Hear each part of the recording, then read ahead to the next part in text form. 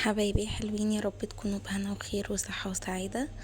وحشتوني جدا جدا جدا من الفيديو الاخير. انا عارفة ان انا مطولة عليكم. بقالي كتير ما نزلتش فيديوهات، بس والله غصب عني. كان عندي سلية تعبانة، وكان عندي الراوتر بتاعي كان فيه مشكلة يعني وكده، وكان بايظ. بس الحمد لله ادينا صلحناه، وهبدأ ان انا انزل لكم فيديوهات كده مشجعة ولذيذة زيكم. النهاردة كان التطعيم بتاع ال9 شهور بتاع سيليا. فبصراحة ما كنتش نايمة في اليوم ده، لا أنا ولا هي. أنا لما بيكون مشوار يا بنات عندي دكتور، زي ما أنا قلت لكم لسيليا حاجة مثلا، أنا مشوار هروحه، ما بعرفش انام، ببقى قلقانة جدا.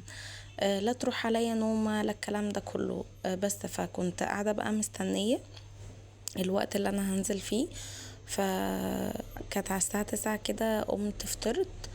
عملت كوباية شاي بلبن، وفطرت سيليا برضو، وحطيت ايه جنبيها كده، قلت اعمل سندوتشين حلاوة. كانت عندي حلاوة وكده، فقلت ايه افطر وبعد كده نلبس انا وهي وننزل ايه اطعمها. يعني بصراحة يا بنات احلى تطعيم ال9 شهور بجد يعني.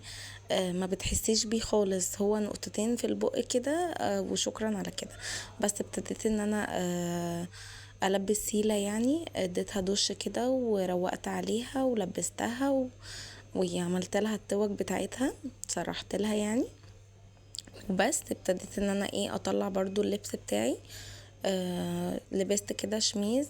بصراحة في الحر ده يا بنات الواحد بجد بيبقى عايز يلبس يعني اقل حاجة في الدولاب. الواحد بيبقى عايز فعلا حاجة كده تبقى خفيفة جدا، علشان كان الوقت ده كان حر جدا. بس طبعا جينا من الصحة واتقلبنا انا وهي بصراحة. ما حسيتش غير الساعة كانت 8. وفي اليوم ده كان محمد جوزي كان جاي متأخر من الشغل، فايه قلت هعمل روتين لما اصحى، فلقيت نفسي ان انا صحية الساعة 8. بس فقلت برضو لا هصور معاكم وهعمل روتين. بس صحينا يعني وكده. آه، رتبت مش رتبت، قلت ان انا بصراحة عايزة اغير نظام الاوضه، مش حباها كده يا بنات. انا طبعا غيرتها معاكم بس انا ما حبيتهاش خالص. حاسه ان انا لا مش عجباني خالص. السريرين جنب بعض جدا وملزوقين، وان انا عشان اغير ملايه انط من السرير ده للسرير ده، فما حبيتش بصراحه. بس طلعت طبعا برا الريسبشن وفكيت الستاره اللي هي الشفافه، عشان كانت متبهدله او كانت عايزه تتغسل يعني. ففكيتها. وبعد كده هلمي البياضات اللي عندي على الانتريه وكده، وهغسلهم برضو وايه وهلم الحافظة وهنضفها او هنفضها. وبعد كده هكنس الريسبشن والمعه او امسحه. وبس كده. وهبدأ برضو الناحية التانية الصالة عندي هعمل نفس الكلام اللي انا عملته ايه في في الريسبشن. كان اليوم ده بصراحة كنت حاسة ان انا في حاجة غلط، ان انا مش نايمة نومتي الطبيعية، وان انا صاحية في وقت يعني تحس ان اليوم كله متلخبط. انتوا فاهمين يعني؟ مش هو ده اللي الميعاد اللي انا مثلا اصحى فيه واروق فيه والكلام ده كله. فبس انا قلت لكم احنا دلوقتي بقينا بننام في اوضه الاطفال، فكانت النظام مش عاجبني. مع ان انا كمان هنقل التلاجة برا علشان تدي وسع في الأوضة، وعلشان كانت كاتمة الأوضة ومخلية الأوضة الجو حر جدا جدا بسبب السخونية بتاعة التلاجة، وبسبب الأوضة ان هي صغنونة، فكانت مكتومة جدا جدا يا بنات. فما حبيتش بصراحة النظام ده، فقلت ان انا ايه هنقلها وانتوا هتشوفوا معايا النظام عملته ازاي يعني. بس زي ما انا قلت لكم اهو، دخلت على الصالة وعملت اللي انا قلت لكم عليه، ان انا هشيل البياضات بتاعتي واغسلها وبعد كده اشيل الحافظة برضو بتاعتي وانفضها واكنس الارضية وبعد كده امسحها. تمام. لو انت لسه متابعيني لحد هنا ما تنسينيش باللايك الجميل والكومنت العسل اللي زيكم. ولو انت لسه ما اشتركتيش في القناة اشتركي وفعلي الجرس علشان يوصلك كل جديد انا بنزله. وبس، وبحبكم جدا. وايه تاني، ويا رب يديم المحبة اللي ما بيننا. وصلي على النبي طول ما انت قاعدة كده بتتفرجي عليا علشان اكسب حسنات وانت كمان تكسبي حسنات. بس لمعت برضو زي ما انا بوريكم كده. طبعا يا بنات انا عامله ملمع ازاز كده زي ما انا قلت لكم، بجد يا بنات والله رهيب، عن تجربه رهيب رهيب رهيب. يعني انا بصراحه لا يعني كنت شايفه الملمع الازاز ده وكده، يعني طريقته من على النت، بس بصراحه تحفه. حاجات يعني في البيت وموفرة. انتي معجون الاسنان عندك في البيت ومية سخنة او مية مثلا عادي، وبتحطي اسمه ايه ده خل، وايه تاني، وفري مواعين. بس زي ما انا وريتكم كده ان انا طلعت التلاجة بره عندي وحطيت الكرسيين كده في الجنب وايه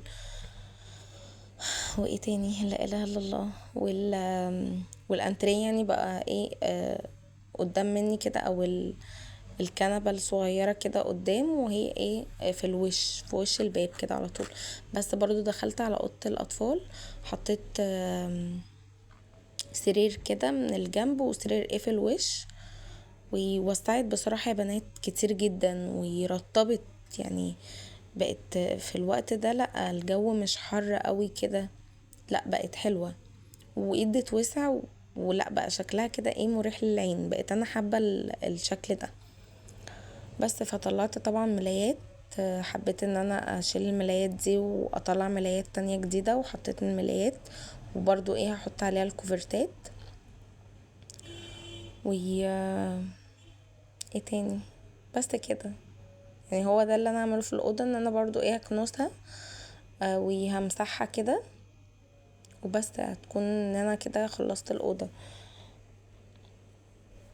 انا عايزاكي بقى تتشجعي وما تعمليش زيي، او لو عملت زيي بيبقى في يوم من الايام كده يا بنات برضو بيبقى غصب عن الواحدة ان هي مثلا ممكن تكون تعبانة ممكن، لكن انا عارفة والله برضو ان احنا حتى لو تعبانين بنيجي على نفسنا وبنعمل الحاجة، علشان زي ما انا قلتلك قبل كده انتي لو ما عملتيش حاجتك بايدك محدش هيجي يعملها لك اكيد.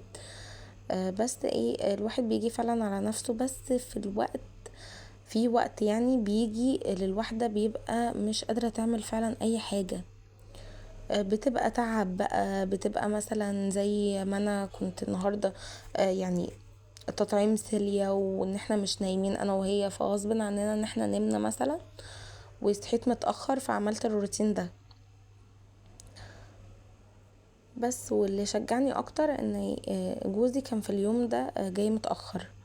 لولا كده، لولا ما انا عملت الحاجة دي، يعني انا مش بحب بصراحة ان هو يبقى قاعد وانا اعمل ارتب البيت او كده يعني. بس فدخلت على السرير تاني كده، شلت فيه كل الكركبة اللي كانت عليه، وبرضه هفرشه كده معاكو، هفرش الملاية. يعني شايفين يا بنات بقت النظام الأوضة ازاي، سرير من الجنب كده وسرير في الوش على طول، والشباك برضو بيتفتح، يعني اللي هو الشباك مش مقفول لا. بس ادت وسع بقى في جزء كده. لا بقت واسعة، بقت جميلة بصراحة. انا حباها بقى دلوقتي بجد، يعني حابة النظام ده. بس كده يا بنات هكون كده خلصت الأوضة. وعملت غدا كده خفيف، عملت الكفتة اللي هي 10 دقايق ورز ابيض جنبيها. كنت منزله لكم الوصفة دي على القناة، يعني لو حابين ان انتوا تجربوها. بس كده يا بنات واكون خلصت كده الروتين بتاعي. استنوني في فيديوهات تانية جديد ووصفات حلوة زيكم، ودمتم في رعاية الله، والسلام عليكم ورحمة الله وبركاته.